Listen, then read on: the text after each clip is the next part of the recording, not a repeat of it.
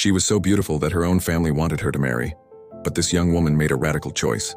She was willing to hide her beauty, rather than allow it to become an obstacle to her complete devotion to God.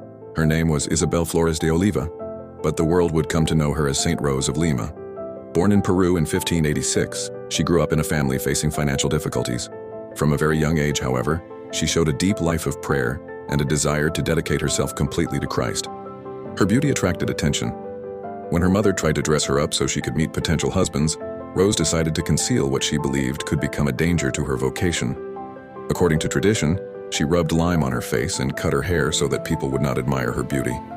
When she received a crown of flowers, she placed it on her head as a sign of her consecration to God.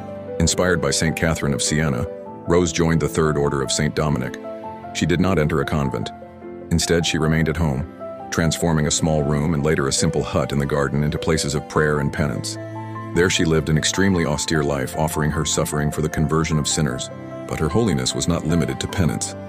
Rose cared for the poor and the sick and even turned part of her family's home into a small infirmary. She welcomed people in need and cared for them with a tenderness that contrasted with the severity of her own life. Her union with Christ was also marked by mystical experiences. Tradition tells of visions, ecstasies, and moments of profound prayer. But Rose understood that these experiences were not the center of holiness. The center was love for Jesus and the desire to share in his suffering. One especially remarkable detail is that Rose dreamed of becoming a missionary in Japan and preaching the gospel there, but she never managed to fulfill that dream. Yet her hidden life in Lima would ultimately have a reach far greater than she could ever have imagined. Saint Rose died in 1617 at only 31 years of age. Her reputation for holiness spread rapidly. In 1671, Pope Clement VI canonized her, making her the first person born in the Americas to be officially declared a saint by the Catholic Church.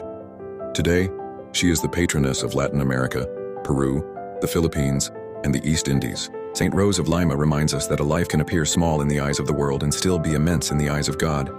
She never ruled a country, commanded an army, or held a position of power. She simply loved Christ with everything she had, and that hidden love became a light that has crossed the centuries.